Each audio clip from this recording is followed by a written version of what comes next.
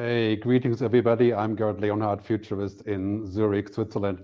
It's so great to be here today. This is the birthday, the giving birth, so to speak, of the Good Future project.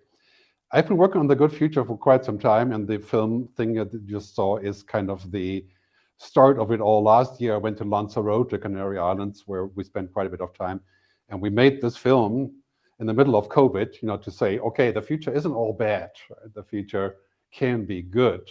So as part of this process, what happened in the last sort of year and a half is I figured that, we should start a kind of a movement about the good future. Because one thing that's really missing, I find today, is the concept of a narrative about the good future. Because there's so many negative things happening. If you watch Netflix or Apple TV, whatever you're watching, or BitTorrent, or whatever, right? It's mostly bad, right? The future is bad. The robots are coming. We're all going to die, climate change, and so on. So I think it's really important to create a better narrative, to have hope for the future.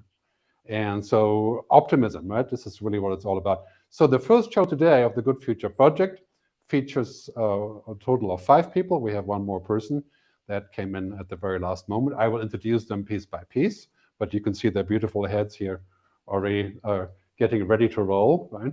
So I'm going to take it away with the beginning to explain what the Good Future Project is all about, and then we'll move on to Puruesh Chaudhary, the next speaker. Hello and greetings, everybody. It's so great to have you aboard. Thanks for spending your time on the Good Future. So to tune into this, right? First, when I talk about the Good Future, a lot of people are saying, you must be joking when you speak about the good future, especially my kids, right? The future isn't good. The future is climate change. The future is, of course, wars. And the future is technological domination, right? You see a little piece of the social dilemma film here, right? So a long list of things that aren't working. And then we have, of course, other people who speak about the future, like my good friend, the UN Secretary General. Here he is.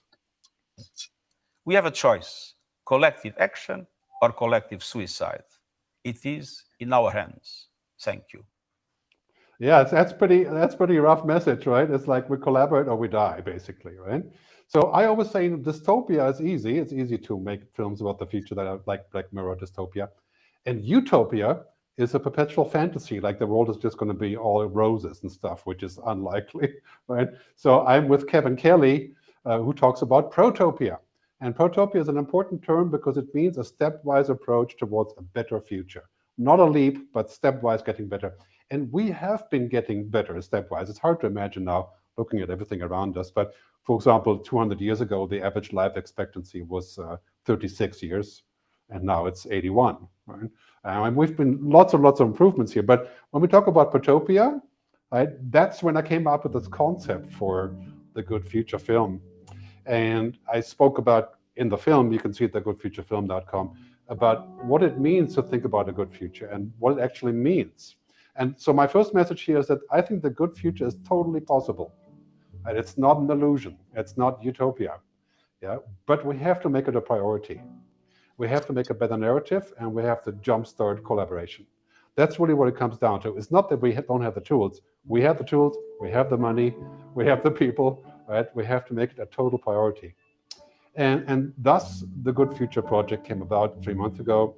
We have now something like 60 members or so. Many people on this stream will possibly also join there. And so the first question is, what is a good future, right? I use the Maslow pyramid. I would say if we can cover the bottom two and a half maybe, safety, security, food, shelter, education, right? For everybody, that's already good, right? Bottom line, good definition. Love, belonging, self-esteem, that's kind of like, we can understand different things, but the bottom line is to have roughly 9 billion people, which we're going to be in 2030, to be safe, to have a right for education, to have basic liberty, civil rights, and so on. That, to me, defines a good future. And going back to this definition of what actually all of that means, right? I use this animation that we've created. It's basically 3 things, right? Technology can help us with a good future. Decarbonization, which means to go green all the way, and reforming our economic logic. And those are the 3 topics of the Good Future Project. Technology and humanity, protecting humanity while we use technology, big topic. Climate change, energy, environment, decarbonization, second big topic, and just there's a microphone on. Please turn your microphone off if you would. And also new economics, right? Just the sort of next level capitalism and the things that we think about where the future is going and how we can make that happen. Now, those are very big topics. Again, going back to Kevin Kelly, he says we should be optimistic not because our problems are smaller, but because our capacity to solve them is so much larger. That's a really good argument. That's why I have hope, because I say, okay, our capacity to solve things, right? This huge technological transformation that we have around here with all of the things that we are capable of doing, trillion-dollar innovation platforms like the blockchain and genetic engineering and so on. And of course, human genome, right? It's now basically $800 to get your genome done. It'll be $80 in a few years. We can solve major problems with this. And the most hopeful one really is the sustainability revolution that we already see all around us in energy, in protein, cultured meat, transportation, investing, and so on. All that stuff is already happening at mind-boggling pace. And to me, this is the biggest one, really, right? Is this kind of idea what's happening in climate change, climate technology, is the next 100 unicorns or so will be all in climate tech, right? So battery storage, precision agriculture, the typical Forrester hype curve, right, or Gardner, rather. So very important here to realize that green is a new digital. And that is the ticket to our future right there, that we can make it happen. I speak about this quite a bit in my speeches, so it's a very big topic. The other one that's really tough for us is this shift, right? We're going to shift from this obsession with profit and growth, GDP, to a new agenda. And Peter speaks about that a lot too. I think most of the people on this call, on this show, will speak about this. People, planet, purpose, and prosperity, right? People, planet, profit, that's of course Elkington and others. But this is a big theme now, right? It's a corporate theme. People want to see purpose. They want to see things like this shift. I took this from Peter, actually. Thank you, Peter, for producing this. I adapted a little bit. These are the key paradigm shifts. And you take a look at those, right? It's really amazing what's happening there, right? Going from the economy, to the climate issue, from combustion engines to electric engines. And we'll make those slides available. But those are all the shifts happening essentially at the same time. Mind-boggling, all in the next decade. Right? And I think the Good Future Project will look at many of these in greater detail. So also very important for the Good Future Project, just from the beginning, we want this to be completely 50-50, male, female, developed, non-developed countries in terms of participation, with all of our members, with our events, with everything. I know that's not easy to do, because a lot of people who are in the business of thinking about the future are like me, and now we got to find more people. So it's really great to have more diversity. We're making a big effort on this, so please let us know how we're doing on this. The project is also influenced by Buckminster Fuller, who wrote a great book called This Spaceship Earth, right? And he says whether it is to be utopia or oblivion will be touch and go until the final moment. He says that humanity is in a final exam as we're going to continue to exist or not. He said that, of course, in 1971. Right? So Buckminster Fuller, a pretty amazing comment, and he also said this, right? We are to be called architects of the future, not victims. And this is really what the project is all about, creating a positive scenario, positive narrative, and to architect our future, to impact what people are thinking about the future. I have this message quite a bit in my talks, right? The future is better than we think. Right? We just have to make sure we put the right steps in place to actually realize it. But we have all the tools, right? Now we need the telos, the wisdom. Great quote here by Barbara Hubbard, right? Fellow futurist who just last year passed away, rest in peace. As we see the future, so we act, and as we act, so we become. Right? The future belongs to optimists. That's been my conviction for quite some time, and I'll just share that with you. So to wrap it all off, great quote I found from an American poet: our attitude contains our future. That is just so important to remember.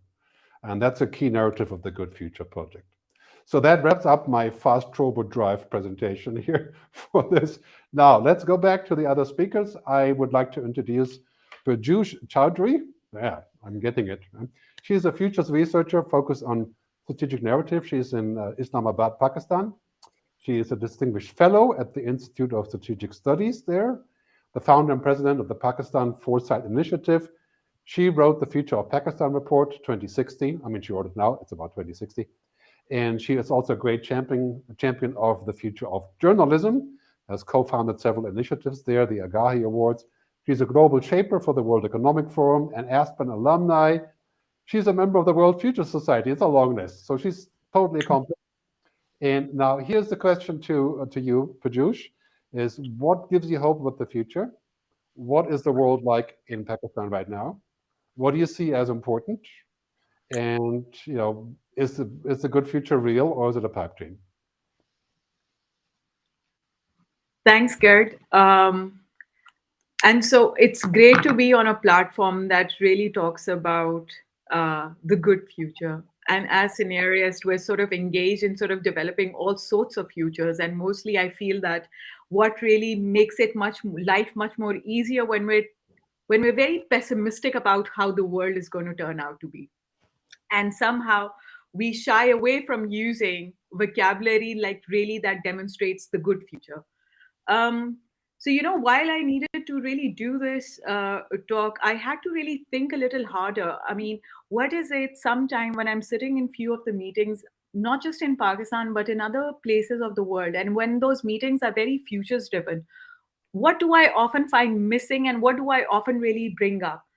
And I often sort of think to myself, like, if I'm sitting with people who are within the age brackets of 50 to 60-year-old, and if the total if 16% of the total global population is between the age of 15 to 24, that's almost over a billion young people. Now if you have over a billion young people, when we're designing or thinking or co-creating about the future, I mean, whose world are we going to, or whose imagination are we going to convert into reality? And so in this context, what makes me hopeful is that we really have to really create the environment and the conditions that would really make these 15 to 24-year-old sort of live their dreams and their sort of imagination. So a lot of our thinking and our aspiration on and the way we function has to come out from the perspective of how we're creating the world for people who are 14 or 15-year-old today. And so with that, and one of the reason I say this, because a huge part of how we shape the agenda and the sort of conditions that we design largely depend on how we think and what our past experience has been and what our domain speciality. In the current times, the shift away from this and really focusing on the hopes and aspiration and dreams of the young people, I think will make us move in the sort of a good future that your platform sort of envisage in its entirety. Now, having said that, the reason I say that in the current environment, I think the region that I'm part of, Asia, and sort of say particularly Pakistan, more than 50% of the country's population is under the age of 25. Now, when you have such a young population, how Pakistan looks to the world, and that largely has been captured by how the last 20 years been. The last 20 years, we've actually been looking at, Pakistan has been looked at from the prism of its participation on global war and terror. Now, while this has been happening, a lot of young people are born amidst in the last 20 years. And they have a very different perception and different ideas of how we need to move the country forward. In some way, I tried to capture that in the Pakistan State of Future Index work that we did. And what we learned from the exercise, we did 2 editions. And what we learned from the exercise is that there are a lot of young girls who the way they perceive the country in the next 10 years, and they're quite hopeful. So they have a very positive outlook, positive outlook about the country's future. Now, if I shift the generation and if I go to a very different demographic, the way they perceive the country's future is entirely different. and I can imagine that it comes from the the current understanding of the reality and the conditions that they're in, but shaping a sort of a narrative. I think for a country like Pakistan, a lot of this really would come from really taking into consideration how young people view the future of the country. So in the current scenario, Pakistan's political landscape is always like in a state. It's very unstable, but I think the politics around the world are going through, and so you sort of in a very dicey situation. So sometimes if I were to close my eyes and sort of imagine, so the world is moving, the people are moving in one direction, and the entire moving in the completely opposite direction. And this is something that in your presentation as a starting, I sort of heard that that sort of resonated with my current understanding. So I feel that if we were to move forward, we need to really understand whose imagination are we going to be shaping in terms of our current reality. And whether when we talk about digitization, decarbonization, reformation, how we need to create an equity among different countries, which is very important in terms of shaping the sort of condition in which these young kids can actually live up to their aspiration. So workshops around the country, I think giving that sense of awareness about how to project that good narrative, I think is essential. And we sort of hope that this platform can play that role. Thanks, Gerd. I think this is it, and then maybe we take questions. Yeah. No, great. Thanks, Puruesh. I mean, I think one of the key topics of the project is to say that a good narrative is so important for younger people. You know, I have two kids, they're 26 and 33, and I just find that a lot of their friends and so their view of the future is kind of like, okay, it's all messed up, right? And that's just not good. And that needs to change. And I think that narrative needs to change also from saying, oh, all these problems is like, what about all the potential, right? And this is, of course, a cultural thing as well. But let's talk more about your country and your region a little bit later in the conversations. Let's go over to Peter Leyden. Peter Leyden is a friend from Berkeley, California, where I used to live as well. He's a thought leader. Hello, Peter. On the future and new technologies with writing and reading. A great recent post that you must read is called The Great Progression. I think we have a link here in the caption. We can put that in. The Great Progression. I think it's on Big Think, right? He's a senior advisor and a coach to leaders.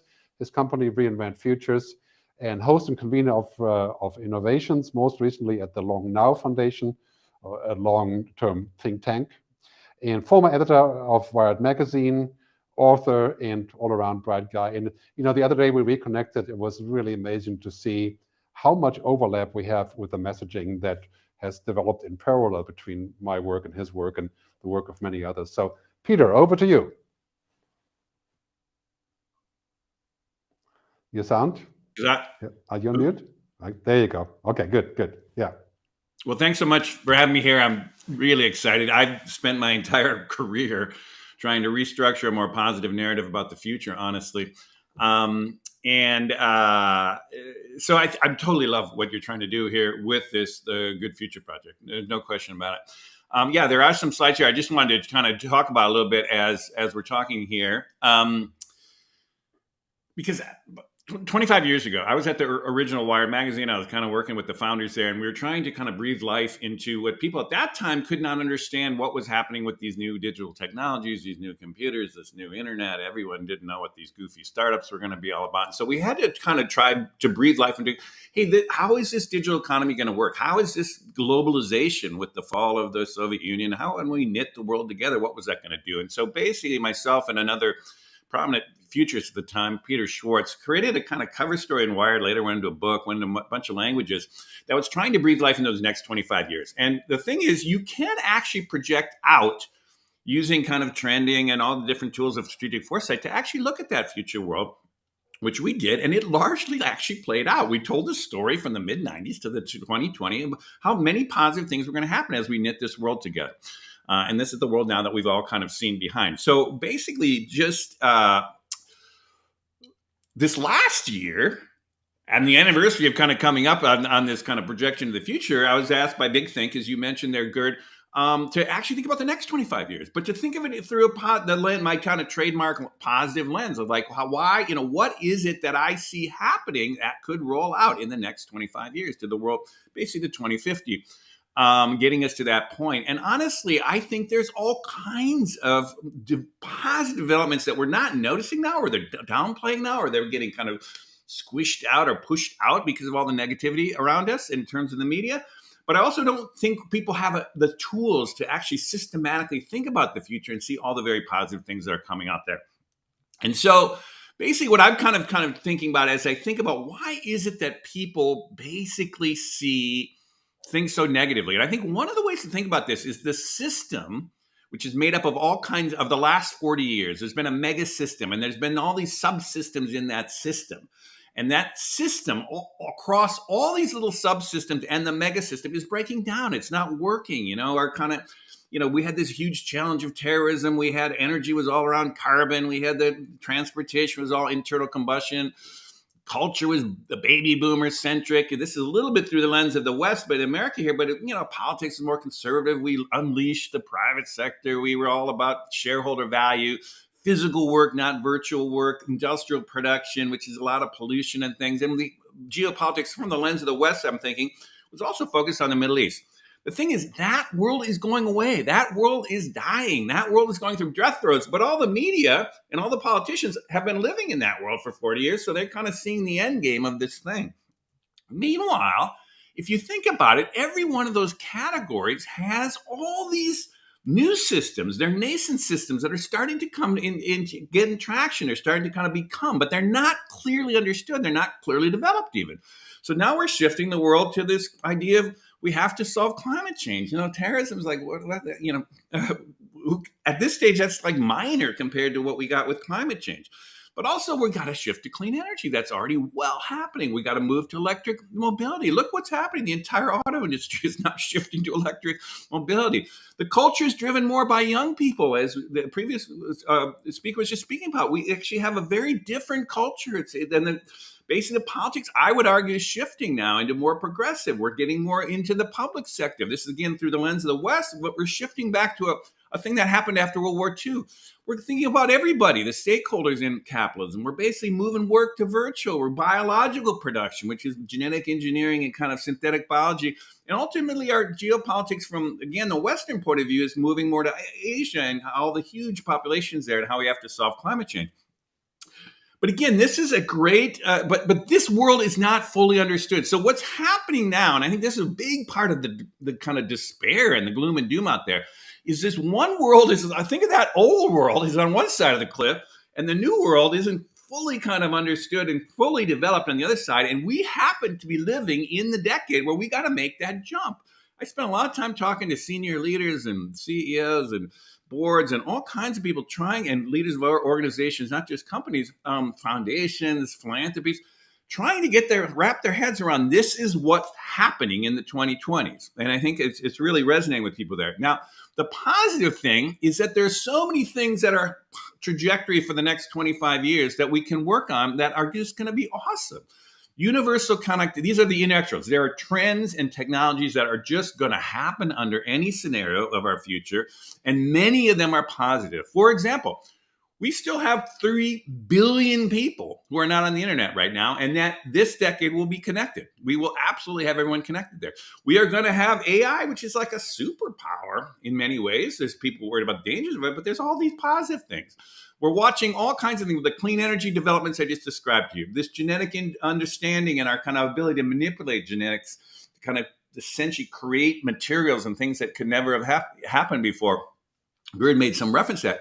Unbelievably good. We're watching new majorities kind of form here in the world all around the planet. Now, that is a thing that's happening in kind of across the entire world. There's also some what I would call global inexorables. These are less about the technologies, but more trends. We are watching, there is so much capital out there now. People think, hey, do we have the capital to shift from what is now about $1 trillion right now is going into clean energies? We need about 4 trillion a year. There's plenty of capital out there. There's a bunch of ways to talk about that. China is now a superpower rather than kind of a very much of a developing nation. They're doing incredible amount to push the climate push there. And this is the other thing I think that people underappreciate all over the world is the fact we're moving people into cities. For the first time in human history, about 10 years ago, more people lived in cities than abroad. And now that's going to continue to about 70 or 80% by 2050. That is much better for the environment, but also much better for economic development throughout the world. This is the other thing that's happening. As of now, half the world is middle class or better. Now, a global middle class kind of standard of refrigerators and scooters and all the things that basically are core middle class. It might not be the entire standard of a Western middle class, but it's basically we've got most people now, solid foundation. That's going to increase by about 1.7 billion by 2030. They're saying we're going to have a lot more people in this more stable, thriving, prosperous middle class. And ultimately, I think this is great for women as we're going to actually see a much more an equalization of the sexes over the next 25 years. I think there's so many things to be positive about this world. We are going to solve climate change, and we're going to ride it on many of these positive trends. And with that, I would say be happy rather than, or not be happy, because it's not utopia. But in fact, we have a lot more to be thinking about of why the future can be much better than people currently think of it is. And with that, I'll get it back to the group here. I mean, it's becoming clear to me over the time of the discussion that our view from the developed world really is one side of the coin. The other one is what's happening in the less developed world. When I speak to people at different places, we should definitely talk about that and what the good future entails for that. We're gonna move on to Dr. Nasreen Lahham from Cairo. She's one of the world's top female futurists, an expert in Web Nexus, foresight and project management. She's an expert on international water management. That's one of her main topics. And she's worked on water food security, development of cities, city planning. She's the founder of the Future Studies Forum for Africa and executive manager at the Egyptian Cabinet's Information and Decision Support Center in Cairo. Thanks very much for jumping in so quickly on such short notice, especially with the chaotic traffic in Cairo. Glad you made it back to the wherever you can speak. So over to you. What is your take on the good future, and what's your current situation where you are? Thank you, Gerd. Actually, it's a great pleasure to join you and this fantastic team thinking about the future in a positive form and to be optimistic. Actually, in the Arab region, we say if you have positive expectations about the future, about anything, so then it's most probably that you will get what you aim for. So we have to be optimistic. In my short intervention, I will talk about the future of the MENA region, which I belong to. The MENA region faces great challenges right now in meeting the great demand for water, food, and energy.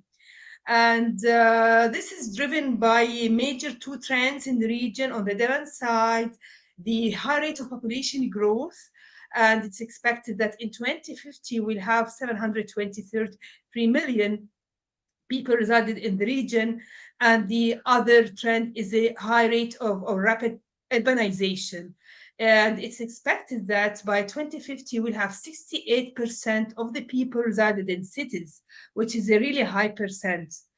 This put burden on the increased demand for water, energy, and food.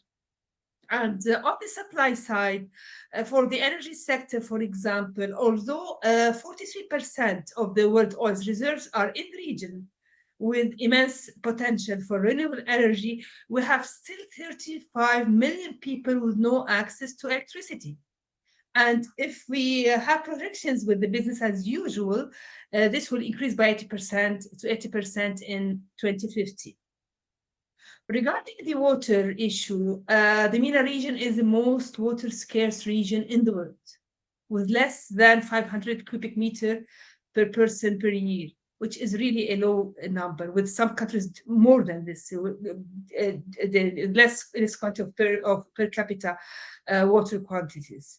And this also have implications on food security, considering that 32% of the people in the region face food insecurity, and this is projected to increase to 60% in 2050. This challenge is also exacerbated by the climate change impacts, which we are all experiencing now in the region, with the higher temperature, the high sea level rise, the more drought, the floods which we experience nowadays, which also have implications on the water security. So if we have a look at the region now, and if we look at the future from the current perspective, MENA region is falling short in achieving the SDGs and the NDCs. As for the energy, renewable energy is less than 5% of total energy consumption, including biomass, which is really a very small percentage. The region is also behind in reducing energy-related greenhouse gas emissions and achieving net zero by 2030. This is a real challenge for the region. And now, as you know, we are in the preparation phase for COP27. Actually, next week we'll be traveling to Sharm el-Sheikh. I will be personally participating in sessions on the transformation of agri-food systems in relation to climate change, how we can transform our food production, food consumption in relation to these challenges. So the next slide, please. So these challenges, especially on energy, are related to climate change, the most impressive challenge we have. We need to move to circular economy approach. We need to use our byproducts. We need to make use of our also cities, how we can produce more energy from cities, how we can produce food also in cities, and not just in rural areas. We need to embed technology in the region, which is really a great challenge, especially the green hydrogen, which needs investments. And how we need to have this message from the private sector, but also we need to have this enabling environment created by the governments and the public sector on policies, regulations, incentives for private sector to get engaged in these new technologies. We have also to adopt some new form of governance, maybe through some tools like the Internet of Things, blockchain, to have this open market between the consumer of energy and the producer and distributor of energy. But this is not an easy way to go through. So next, please. So we have a long way to go through to have this a good future for the MENA region, but I believe it is possible. We have many tools to build on, and we have the most important thing: the human capital. We have the people. We have the youth with these innovations that they have, that they can shape the future. They can create the future we look for. We have to build on three main pillars, I believe. First of all, collaboration between the public sector, the private sector, with the civil organizations, for the non-governmental organizations, with the financial institutions also, the North-South collaboration, having the technology embedded in the MENA region, for example, and the South-South collaboration also benefiting from the successful stories, from the best cases that were implemented in the South countries. We have to share these experiences and share this knowledge for the benefit of the region. We have to make use of technology. Technology will change the shape of the world. As Gerd mentioned in this short video, the 10 coming years will create change much more than the past 100 years. We have to be prepared for this. We have to have the technology. We have to adopt this technology, to have investments to make them real in our lives. They can solve many problems, especially the access to the main resources for water, energy, and food. We can transform the way we produce our food, how we can use our resources in a much better and a much intelligent way. with no byproducts, how we can have alternative water resources, alternative energy resources, how we can have different forms of crops that they are tolerant for high temperature, for drought, how we can allocate our resources. So the technology will help us in solving our problems.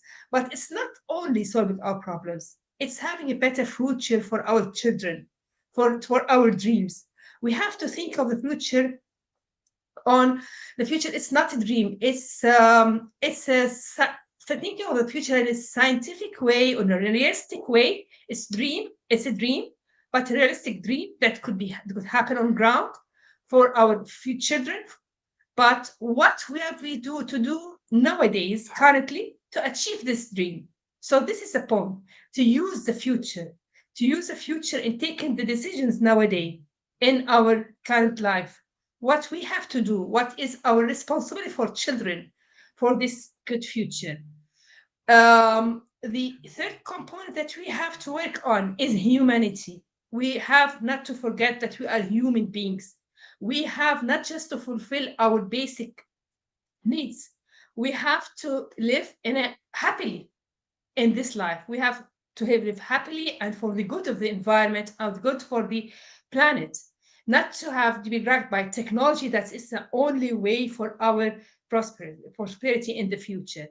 And maybe I can end with a very short story we tell our children sometimes. It's maybe not, it's optimistic or not, I don't know if it's encouraging them, but one day a man was passing by a lazy man laying under the tree. So he told him, "What are you doing?" He told him, "I'm laying under the tree." He told him, "Why don't you go and work?" He told him, "Why should I work?" "To get money." "So why should I get money?" "To bring nice clothes and to eat decently." "So why should I get all this? Why should I eat decent food? Why should I dress neatly and good way? Why should I do all these things to have a good house, to have a good wife, to have a good life?" So I told him to be happy. So the man laying under the tree said, "But I'm happy. I'm already happy."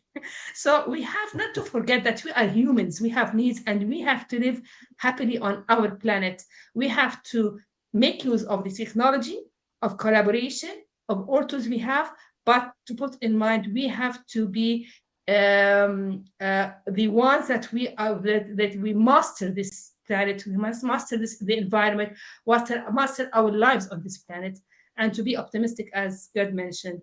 Thank you again, Gerd, and looking for any also questions or interventions. Thank you. Okay, shukran, Nasreen. That's really good stuff. We're going to hear from you about COP27. I do have high hopes for this event, and that the good future can materialize there as well. I'm probably more optimistic than most people about the COP meetings, but let's see what happens. Just yesterday, I was rewarded with my optimistic thinking when the wrong person lost in Brazil the election, in my view. So I'm very encouraged with the outcome of the election in Brazil, even though Brazil is not an easy country to govern, that's for sure. Let's see what happens there. But anyway, next time we'll have somebody from Brazil. That was the plan. This time didn't work out. So now we're going to go to Chhawi Jatwani. She is from India, from Delhi, calling in from Delhi right now, but lives in Bologna, Italy, probably for the food. But she works at the intersection of innovation and sustainability in the food sector. Very, very hot topic. I do a lot of work in food myself, and she looks at food system design challenges. She works for strategic projects for Nestle, Dole, and many other ones. And her mission is to contribute to a global food system that shifts from extractive to regenerative. So over to you. What's your take on the good future? Hi, everyone. Hi, thanks, Gerd. Can you hear me okay? Yes, you're there. Yeah, perfect. Awesome. So I am, for one, very, very much of a believer in narratives and the power of narratives. Like, if you haven't read the book Narrative Economics, really powerful. So I love talking here about narratives of the good future. I'm also part of an organization called Food for Climate League that does exactly that. How do we reshape the narratives around sustainability and climate change in a way that it's positive and it actually makes people feel like it's a party that we want to go to and not really an apocalypse that we're running away from. So I love that we're having this conversation today. And a lot of my everyday life is spent thinking about what is the good food future. What is an abundant future look like? Is it food growing everywhere around us, from urban to peri-urban areas? Is it delicious food? Is it nutritious food? Is it happy farmers? Is it what is this picture of the future that we're painting? And my answer is, of course, all of the above. But in specifically thinking about our ecological balance. So I'm a designer, and we were taught like good design is one that value to people's lives. It is human centered. It is user centered. Is it consumer centered? So you're really improving the life of a human being, and that is what good design is. But today we are experiencing a paradigm shift in which design thinking, which is a proponent of human centricity, it's not enough. It's not enough to just think about humans, but we have to think about another super important stakeholder, which is our planet, our planetary home. And how can we design for human centricity in a way that maintains the ecological balance? So that is really the work that we're doing with prosperity thinking. So I'm also really enjoying the keywords that I'm seeing in these presentations and what Gerd you already presented. What does a prosperity-centered world look like? So that really starts by empathizing with the nature, reestablishing our relationship with nature. Like up till now, we've been extracting from nature, using nature for our benefit. If you pick up any product out there in the world, it has been extracting material from our ecological systems and not necessarily giving back, if not making it worse. So it's not, when we think about sustainability, we are often thinking about a notion of doing less harm, but now we are going beyond that, and we're talking about regeneration and regenerative design and regenerative economies that are not just doing less harm or fixing the mistakes that we are going to make, but trying to regenerate the planet in our process. And there were some really good examples here mentioned in this call already. So how do we plan to create this good future, right? So the work that I do is a lot around creating pathways for multi-stakeholder collaboration, multi-stakeholder collaborative innovation, let's say, that is regenerative in nature. So there are a lot of keywords there which I have to break down. I think, as you've been saying, Gerd, as well, like the first keyword is collaborative. We can't build the future alone. It's not a one-man job.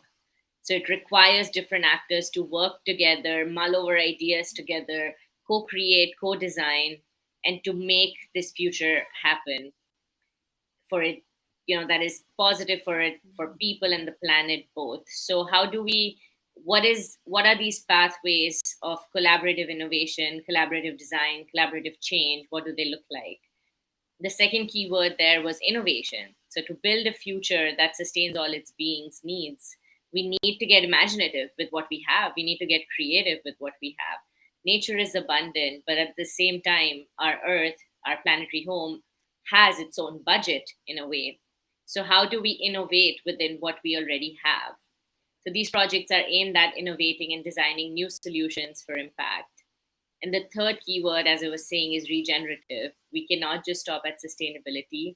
We need to break this toxic cycle of damaging and fixing.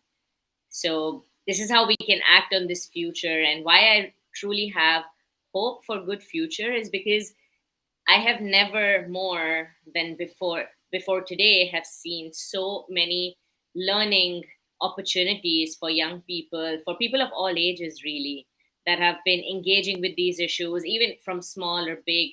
Even if you look at from an entertainment perspective, Netflix today is a great platform to learn about our food systems, our ecological systems.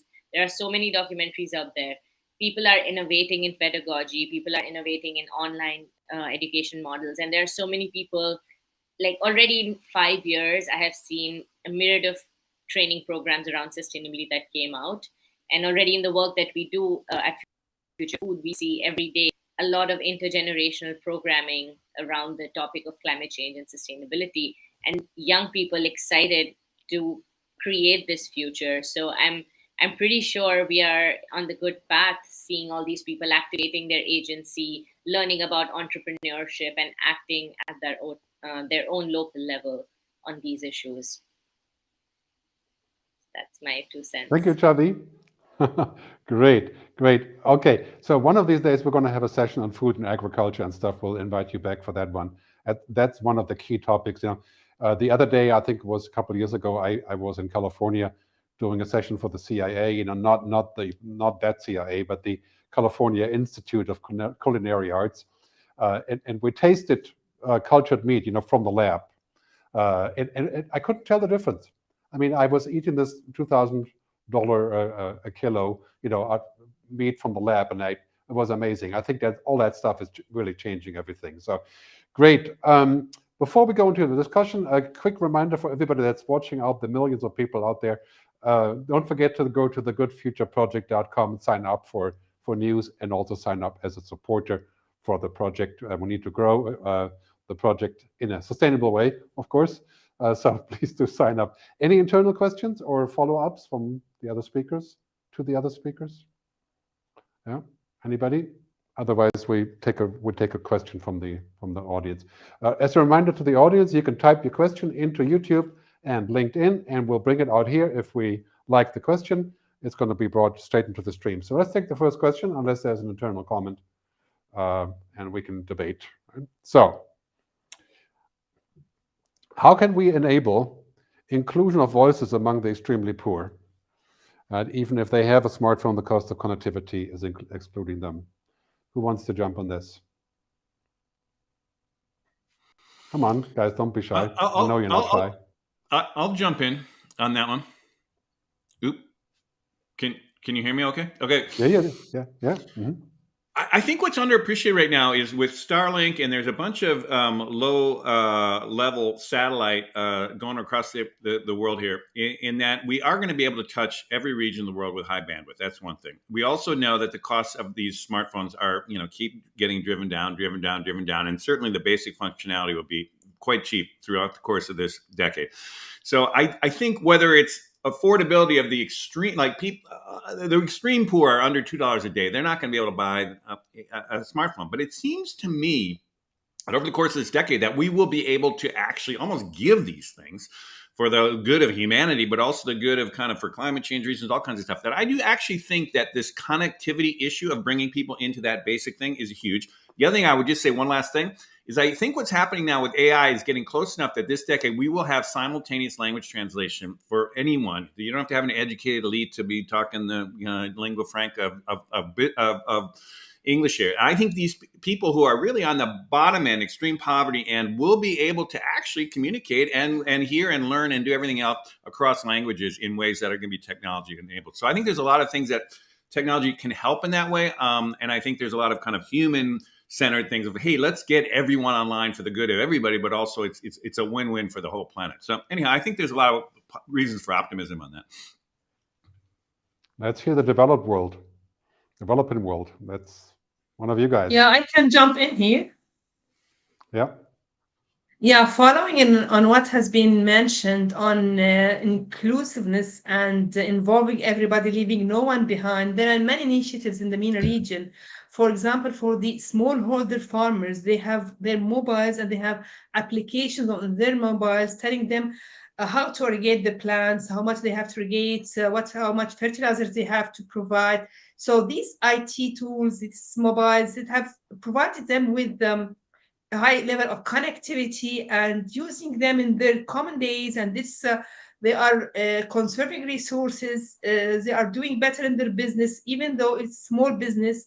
It's a win-win, as has been mentioned.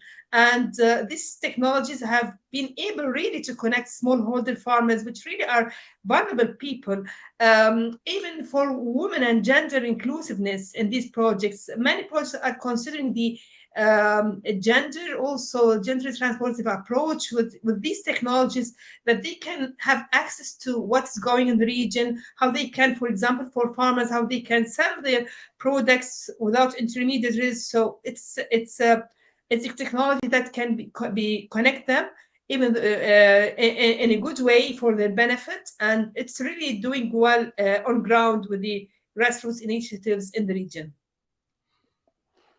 Yeah, just one quick comment from me. I've proposed a few times when I speak about this topic that we should have a digital dividend. You know, we should make the benefit of technology give to everyone, even if they don't live in San Francisco or if they're not a member of one of those illustrious companies in San Francisco. We should take the money that's being produced by online advertising, by digital data, by computing, and give a public dividend to those that need it most. Just like I'm in favor of saying, okay, if you have to go to Lisbon to experience the culture there, we should probably have a culture tax that is paid back to people so that they can actually still live there. Right? So I think a digital dividend is a solution that says, okay, from all that money, you know, Facebook, for example, makes $150 million profit every single day. Just a small dividend from that given to people who can't go online or who can't even have clean water, or, you know, that would go a long way. And I think we really need to think about this kind of idea to pay back to the ones that are the users. Keep in mind that most of the users of social media, and the biggest growth is in Africa, India, Indonesia, Brazil, right? It's not in Europe. And so, I mean, Facebook's audience in outside of the US, I think, is about 70% of where they make their money, right? So a digital dividend is something I think we should think about. Anybody else want to jump on this, or another question? Okay, other question. Let's bring another question. The question is, how do we, thank you, Carl, Mark, how do we change values from profit to well-being? Well, that is a good question. I'm going to pass this on to, Good. Yeah, I feel like being situated, so being an Indian, but being situated in Italy, I feel like it's a very, both of them in some ways are value-driven countries. Italy also is very much of a value-driven economy. And you can, most of the Mediterranean, if you look at the concepts of the Mediterranean, it's a lot around well-being and conviviality and family and lifestyle. And up till now, we didn't realize that that was actually a mindset that we might be looking at for the future, right? Like, how do you get people to experience this this alternative way of living, which was exactly, I love that story that was shared by someone on the call today, because also in India we use that story and at that example that the man sleeping under the tree was perfect. He didn't have to necessarily go through that entire, ambitious life change to be happy. So education is a big piece, but I feel that narratives and how do we make it sexy to not want a 401k? How do we make it sexy to live on a beach on $500, but you have everything you need around you, so you probably don't need the $5,000? And so I feel a lot of it is marketing, narrative, culture reshaping, as well as education. Like being in a developing country, I know what it means to grow up with a narrative which is all around ambition, competition, being better, and always looking for what's better out there and never living in the present moment. And there's a huge sort of mental health related movement as well that is improving and changing that. So I'm actually seeing a lot of signs that we can be optimistic and positive about in terms of new growth narratives, which are more prosperity centered and not necessarily GDP driven. Well, maybe to add to that, you can say that in some ways, maybe people who are sometimes not as much connected have a more offline luxury life, which is kind of a strange thing to say, because it's weird that people who are not connected, they want to connect as much as possible. And then when you are really connected, you want to disconnect as much as possible, right? So I always say offline is a new luxury. And to me, that has to do with well-being, to be just human without necessarily always getting the data feed and going back to this. There's actually a name for this now. I thought about that earlier. It's called nature deficit disorder. It's people who spend too much time with devices, right? And that may not be much of an issue in a place where you can't connect, obviously, because temptation would be much harder to get, right? So I don't know, what's that like in Pakistan, for example? I mean, do people feel like they are underserved with connectivity, or do you have that similar problem of people getting addicted to technology? So you see, it's like more of like a mixed bag situation. When you in Pakistan, when you're moving from one city to the next, the context shifts dramatically. And when the context shifts dramatically, you would almost sense the overall understanding of what national politics are, or what does connectivity means. That also changes. So there are organizations in the country that are working towards providing or expanding access as a whole, and so they've been in the last 2-3 democratic transitions. Um, uh, um, Digital Pakistan has been quite heavy on the policy agenda, and that has been something which has been one of the in the previous political party, it was one of the most critical policy instrument in terms of galvanizing a whole bunch of young Pakistani to come into the entrepreneurial space. And so, when you have almost roughly over 10,000 young people turning 18 every day in a country, you can sort of imagine the sort of monstrous task, not just in terms of connectivity, but also opportunities. And so sometimes, when you're here in Pakistan, what I feel that there is some deep sense of histories attached. There is this whole idea, so we're fluctuating between parts of us being civilizational and parts of us living in the Westphalian construct, and somewhere in transition we're trying to also manage within the global affairs and the schemes of things. So there are and not to forget, culture plays a huge role. I mean, I don't in Asia, culture is it's perhaps one of those it's one of those dominating trends that really shapes our behavior, that really shapes our understanding, that really conditions us to really look after what our traditions are, what our norms are, and therefore they are usually the ones really forcing our understanding of what is the potential future that we would want. And sometimes, like most countries and most organizations or most cities, we get lost in translation, and that degree of that that that whole sense of how lost one can be, that sort of gets reflected in global media. And so when you see that, but however, when you move around in different communities, the stories are very different, the narratives are very different. So if you would allow one dominant narrative to shape one's understanding about what the entire country is, I think that's where the deep flaw comes in, that's where a lot of misunderstanding comes in, and that's where we have conflict in our conversation, the space for less negotiation and less collaboration. And I think as foresight practitioners and researchers, much of our effort and energy goes into bringing people together rather than dividing people. So which is why I feel that 3 elements are very important in terms of really understanding how change occurs and what would be the key driver for those change. Technology is a great enabler, but also it can also be a great divider at the same time. But as I say this, 3 things are essential. For Asian context, I think 3 things are quite essential. Number one, we need to understand there are some places that have a very civilizational way of looking at their future. Culture is something which is very which is an undercurrent theme that runs through most of the conversation. And thirdly, there is a deep understanding of what our history is all about. So these 3 things, I think, if put into context, moving away from profit to well-being can be a transition, and we see that transition in certain demographic, at least in Pakistan.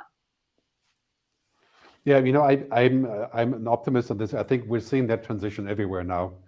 The millennials are coming in, and they were utterly shocked and destroyed by COVID, I think, in many ways, like, people between, say, 23 and 35 or so. And now they're coming in with a force and saying, we want a better world. We don't just want to go back. We want to do it differently. And this is, I mean, keep in mind, people my age and Peter's age, and generally the older generation, the boomers, they're moving out of the decision-making process, and millennials are coming in, and women are coming in. Look what's happening with elections around the world, except for, maybe, well, no, pretty much everywhere. I mean, Colombia, Brazil, right? New Zealand, of course, that is all a great example, and other places. Women and young people are coming in. And I think we're going to see a value shift coming from this, and it'll be brutal for some of the companies in the next decade, being subjected to millennials coming in and changing the game. And that gives me great hope that, we can, you always say millennials are, they don't want to move, they're lazy and so on. I don't believe it. I think they just need to come out a little bit more. And they haven't really had their chance. And it's been kind of, it's a strange thing when you look at the younger kids, they are digital natives. They've never known, in most countries at least, any time where they were not online, where they weren't connected. But the millennials, they have known that, right? They know a little bit of my world, they know a little bit of the other world, and now this is a huge change process. I think the research shows roughly in 5 years, most of the leading positions around the world in the industry will be done with at least 55% or so by millennials. And you can see that already happening in Turkey, for example, when you go to meetings in Turkey in the banking or insurance, right? They're all women between 30 and 45 who run everything. Right? You wouldn't expect that from Turkey, but it's pretty amazing. So I see great hope there for that value change to occur. Let's take another question. And we're going to wrap up in a couple of minutes because I know I've been keeping for a long time, right? So question, is there a low-tech component to the good future? Yeah, well, highly influenced by fictional entertainment media. Yeah, that is a, yeah. I'm not going to speak about that. I'll leave that to you guys, and then I'm going to chime a little bit later. Anybody? Sorry, Gerd, very quickly. And I think that's so Yeah. fascinating that, Lisa has come up with low tech.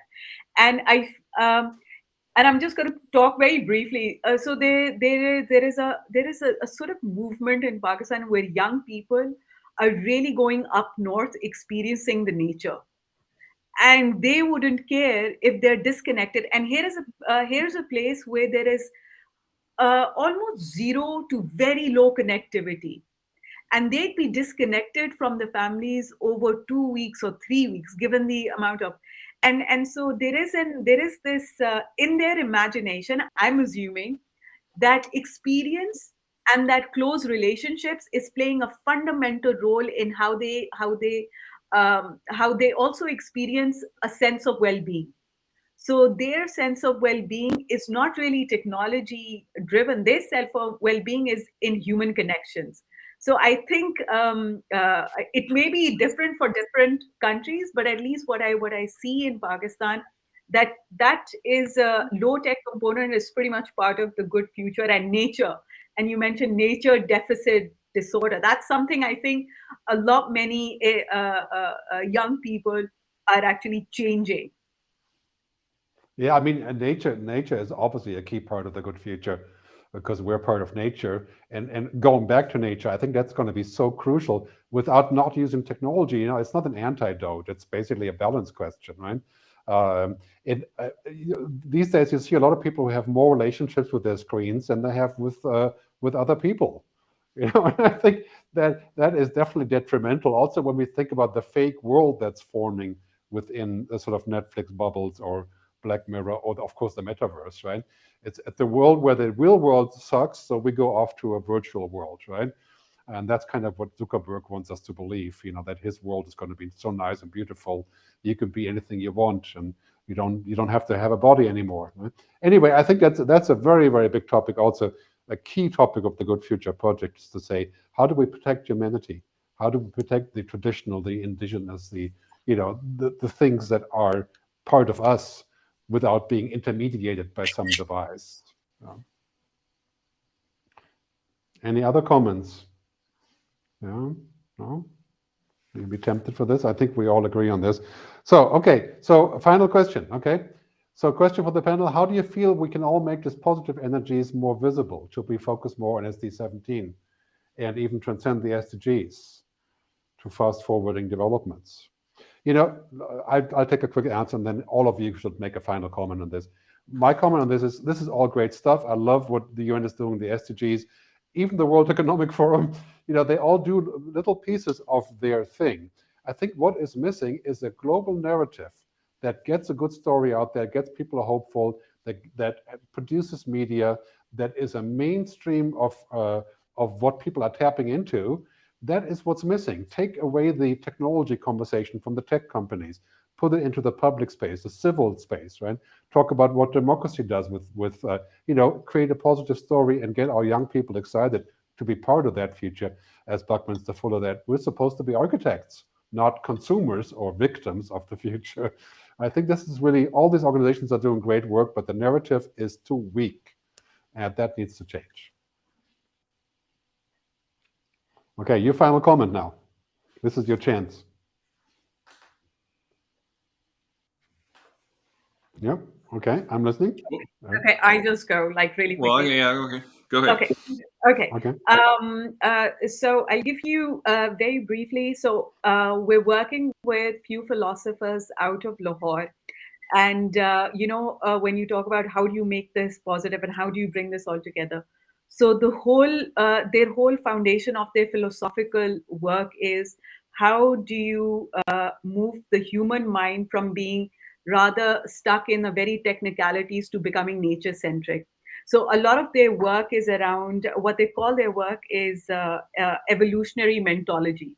So it's very much aligned with how nature is and what the evolution process looks like. So I feel as many people, like we have gotten together to make this thing happen. And then I feel that many people are doing this on their own, like whether it's the SDG or, for instance, part of the Millennium Project, and we look at the global challenges in a very different context altogether. So there are efforts and movement where this is happening. All right.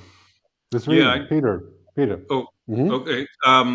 Yeah, Peter. Hey, I've been a long time. I've been advocating for what I call blue sky sci-fi, and that I actually think the challenge now is, you're right on it, Gerd, is basically we need to see a positive narrative of how the future is going to go and how it's going to work for everybody for the long haul, and that and I think there is actually an appetite for this. And I think there's early signs that you're starting to see this. And I think with the explosion of streaming, or the ability now with Netflix and others to kind of, you can accommodate a lot more kind of points of view and a lot more kind of content, essentially. And I really feel that there's an opening here for what this more positive ways of thinking about the future. And I think there's a lot of people that are really attracted to that. There's also a little sub movement, which is not so much in the media world, but there's like progress studies. There's a lot of people rethinking progress and talking to reframe progress and how do we actually generate this next 21st century kind of society, economy, future thing. And I think there's a lot more kind of focus is going to happen in the next 5-10 years on the positive kind of ramifications and getting the story right. And that is really what we need to do, is get a meta arching story that everybody can kind of see their future and their family's future in. And I think that'll go a long way. And we just need to start doing it. Yeah, Nasreen. Yeah. Just one comment on the connectivity and the SDG 17. I think we have to train all people in all sectors to use a nexus approach to consider the interlinkages between different sectors, mainly water, energy, food, to have these implications on each of the other sectors. And another issue, we have to train our children on imagination, to train them how to imagine the future, how to look into the future. In the Arab region, we are most prone to the past narratives, but how we train our children to be creative and imagine the future they think, and to have this open globe to think of the unthinkable and be creative. So this is the starting point to working with children and their narratives and training them on foresight. I think this is important in that regard. Yeah, very much a key point. If you look at the cultural differences. Okay, Chhawi. Yes. I had a final thought here as well, because I feel education leads to community, and community leads to innovation. Our systemic change model that we're working on at Future Food, and it's an emergent model. We didn't come up with it. It just naturally, over 10 years of our work, sort of came out, where we started with training and learning programs and learning experiences, and that ended up creating these shared knowledge communities at a local level. And then once you start studying a subject together, when you're learning about a subject together, you start co-creating together. And so the role of community building to create these innovations, and Living Labs, as the European Horizon project you might know, is a massive sort of node in this this ecosystem, where Living Labs allow for it's an open space that allow for emergent innovation, emergent learnings to come out. So I think that also is going to play a key role in how we see these bottom-up innovations and culture shift that's going to happen. So the role of community there is super important, because again, change doesn't happen alone.